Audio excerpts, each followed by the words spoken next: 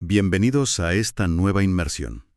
Hoy nos metemos en un tema que, estructura la vida de millones de personas, los pilares del derecho laboral.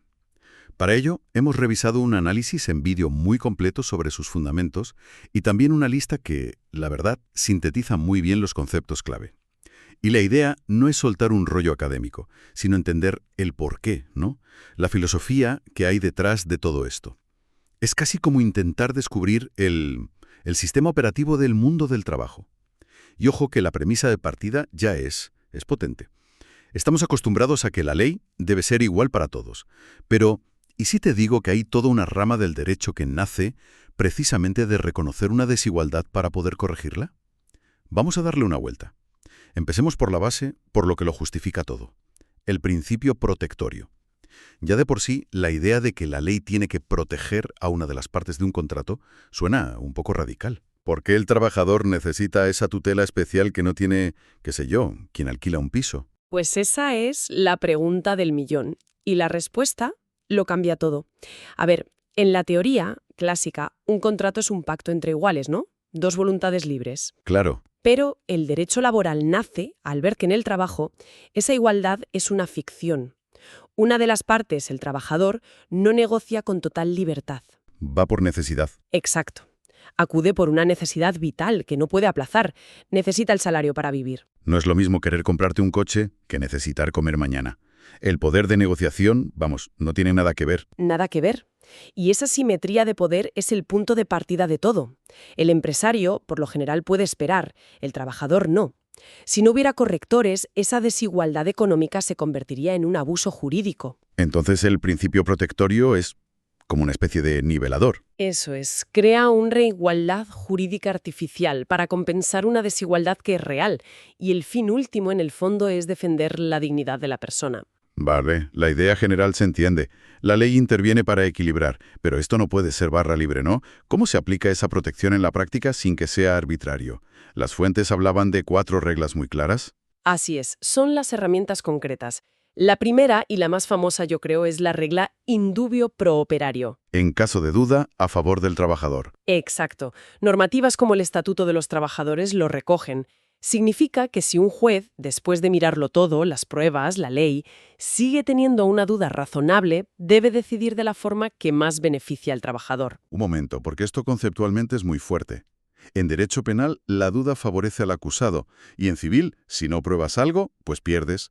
Aquí la duda ya tiene un ganador predefinido. Entiendo la lógica de compensar, pero ¿no crea eso una inseguridad jurídica tremenda para las empresas? Es que planteas una de las grandes tensiones de esta rama del derecho, pero es clave entender que no es automático. No significa que el trabajador siempre lleve la razón, ni mucho menos. Ah, vale. El juez primero tiene que agotar todas las vías de interpretación. Solo se aplica en el caso extremo de una duda insuperable. Es un mecanismo de cierre, no de partida. Y se justifica pensando que esa duda puede venir precisamente de que el empleador es quien redacta los contratos, quien controla la información. Es como reequilibrar la balanza también en el juicio. Justo, una especie de red de seguridad, forma más favorable. Y esta es importantísima porque en lo laboral conviven muchísimas normas. Sí, está la ley estatal, luego el convenio del sector, a veces el de la empresa. El propio contrato, un lío. Entonces, esta regla dice que si varias normas regulan lo mismo, por ejemplo las vacaciones, se aplica siempre la que sea mejor para el trabajador. Pero a ver, un convenio puede ser mejor en vacaciones, pero peor en el salario base que a que otro. ¿Cómo se decide cuál es más favorable? ¿Se hace una media o...? No, y el método es la clave para no ser arbitrario. No se puede hacer lo que se llama cherry picking, o sea, coger un artículo bueno de aquí y otro de allá. Crean un contrato a la carta. Exacto. Se usa una técnica llamada conglobamiento por instituciones. Se comparan bloques enteros. Coges todo lo que dice el convenio A sobre vacaciones y lo comparas con todo lo que dice el convenio B sobre vacaciones y aplicas el bloque que sea mejor. Luego haces lo mismo con el salario, con la jornada. Se compara tema a tema, en bloque. Eso es. Pieza a pieza, pero piezas grandes. Vale, claro. Y eso nos lleva a la tercera, que es la de la condición más beneficiosa. Esta va un paso más allá, ¿no? Protege un derecho que ya tenías, aunque luego una ley nueva lo empeore. Exactamente. Esta regla protege derechos que vienen de tu propio contrato o de algo que la empresa te dio voluntariamente y se mantuvo en el tiempo. El ejemplo de las fuentes es muy bueno. El de las vacaciones. Sí. Imagina que el mínimo legal de vacaciones son 30 días, pero tú, en tu contrato, pactaste 35. Vale. Si mañana sale un nuevo convenio que fija el mínimo en 32 días, a ti no te afecta. Tus 35 días son una condición más beneficiosa y se quedan como están. La teoría es muy clara, pero en la práctica, para un departamento de recursos humanos, esto tiene que ser un lío. Significa que en un mismo equipo puede haber gente con condiciones distintas por acuerdos de hace años. Sin duda. Es un reto de gestión, sobre todo en empresas grandes o que vienen de fusiones. Pero ojo, el principio también funciona al revés. ¿Cómo? Si una nueva ley pusiera el mínimo de vacaciones en 40 días, entonces sí se te aplicaría, porque mejora lo que ya tenías. La regla es un suelo, no un techo. Te impide ir para atrás, pero no te frena si hay una mejora para todos. Vale, es un mecanismo de seguridad. Y con esto llegamos a la última, que parece la más tajante, la irrenunciabilidad. La idea de que no puedes renunciar a tus derechos ni aunque quieras. Correcto. Es la imposibilidad jurídica de que un trabajador diga, mira, renuncio a mis vacaciones o acepto cobrar menos del salario mínimo. El Estatuto de los Trabajadores, en su artículo 3.5, lo deja clarísimo. Cualquier pacto así es nulo. Pero eso choca un poco con la libertad individual, ¿no? Si una persona adulta quiere pactar, no sé, más horas por más dinero o un bonus a cambio de no coger vacaciones, ¿por qué el Estado tiene que meterse? Suena muy paternalista. Es la crítica clásica, sí, pero la respuesta nos lleva otra vez al principio de todo, a la desigualdad. Se considera que esa voluntad del trabajador no es del todo libre. Que puede estar coaccionada por la necesidad. Exacto. Podría sentirse presionado a aceptar peores condiciones para conseguir o mantener el trabajo. Por eso estos derechos se consideran de orden público laboral. Están por encima de lo que pacten las partes. Es una forma de proteger al trabajador, incluso de sí mismo. Queda clarísimo. El principio protectorio es el motor, pero no es la única pieza del puzzle. Las fuentes mencionan otro que suena casi a filosofía, el principio de primacía de la realidad. Ese es potentísimo. Significa que, si hay un conflicto, la verdad de lo que pasa en el día a día pesa más que lo que pone en los papeles. Lo que importa es la realidad de los hechos, no la apariencia. ¿Es el arma definitiva contra el fraude, entonces? Totalmente. El caso más típico es el del falso autónomo. El papel dice que eres un proveedor de servicios, un autónomo. Pero la realidad es que tienes un jefe, un horario fijo, usas las herramientas de la empresa. Y no tienes ninguna autonomía. Ninguna. Pues la primacía de la realidad permite a un juez decir, mire, el papel dirá lo que quiera, pero esto es una relación laboral con todas de la ley. El ejemplo del falso autónomo es perfecto, pero vamos a llevarlo un poco más allá. La fuente ponía el caso de una empleada que por contrato entra a las 9, pero durante años, y todo el mundo lo sabía, entraba a las 10. Sí. Y el principio la protege si un día la sancionan por llegar a las 10. Pero, ¿dónde está el límite? Si esa misma persona empieza a tomarse 2 horas para comer en vez de 1, y durante meses nadie le dice nada, ¿la realidad también convierte eso en un derecho? Excelente pregunta, porque me permite meter otro principio clave que funciona de contrapeso, el de la buena fe. Ah, claro. La buena fe se exige a las dos partes. Implica lealtad, honestidad.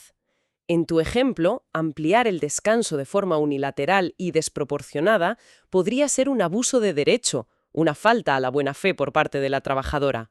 Entiendo. No toda costumbre se convierte en derecho, sobre todo si hay mala fe. Exacto. Un juez miraría si el consentimiento de la empresa fue real o simple tolerancia, y si la conducta de la trabajadora fue leal. La primacía de la realidad no protege la picaresca. Vale, el sistema es más sofisticado de lo que parece. Se van equilibrando unos principios con otros. Y hablando de protección, de poco sirve todo esto si el empleo es muy precario. ¿Qué dice el derecho sobre la duración de los contratos? Pues ahí entra otro pilar, el principio de continuidad de la relación laboral. Este principio lo que hace es establecer una presunción. Se da por hecho algo salvo que se demuestre lo contrario. Justo, se presume que todo contrato de trabajo es por tiempo indefinido. La temporalidad es la excepción y tiene que estar muy justificada por una causa real. Una punta de producción, sustituir a alguien. El objetivo es dar estabilidad. Combatir la precariedad. Y en caso de duda, si no está claro si un contrato es temporal o indefinido, siempre se va a interpretar que es indefinido. Para cerrar el mapa de principios, las fuentes mencionaban un par más que, bueno, Parecen de sentido común, pero son la base. Efectivamente, el principio de no discriminación, que prohíbe cualquier trato distinto por sexo, origen, religión, ideas políticas, vamos, un pilar básico de cualquier sociedad democrática. Desde que entras a la empresa hasta que te vas. Durante toda la relación. Y, por último, el principio de gratuidad de la justicia social, que garantiza que un trabajador pueda reclamar sus derechos en los juzgados de lo social sin que el dinero sea un impedimento. Al menos en la primera instancia, no hay costas. Vale, creo que hemos desmontado la maquinaria pieza a pieza.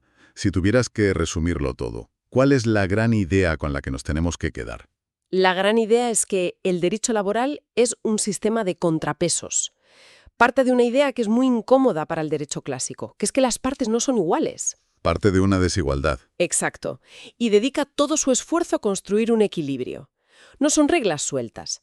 El principio protectorio se frena con la buena fe. La primacía de la realidad sirve para asegurar la continuidad. Es una red, ¿sabes? Todo está conectado. Y el objetivo final es... El objetivo es sacar al trabajo de la lógica pura y dura del mercado. Asegurar que, siendo algo tan central en la vida de las personas, se desarrolle en un marco de dignidad. Es una construcción jurídica para crear una igualdad funcional, donde, de forma natural, no la hay. La verdad es que es una visión muy potente. Y todo esto, claro, nos deja una pregunta en el aire. ¿Por qué estos principios se crearon en la era industrial, para una relación laboral clásica? Un jefe, un trabajador, una fábrica. Pero ahora tenemos la economía de plataformas, el teletrabajo global, la inteligencia artificial que gestiona y hasta despide gente. La pregunta no es si los principios se han quedado viejos, porque la dignidad o la no discriminación son valores que no caducan. La verdadera pregunta es, ¿cómo aplicamos esta misma lógica protectora cuando las propias palabras empleador, trabajador, centro de trabajo se están volviendo borrosas, ambiguas? Quizás el gran reto del futuro sea ese, tener que reinterpretar todas estas herramientas para que sigan funcionando en un mundo laboral que ya ha cambiado para siempre.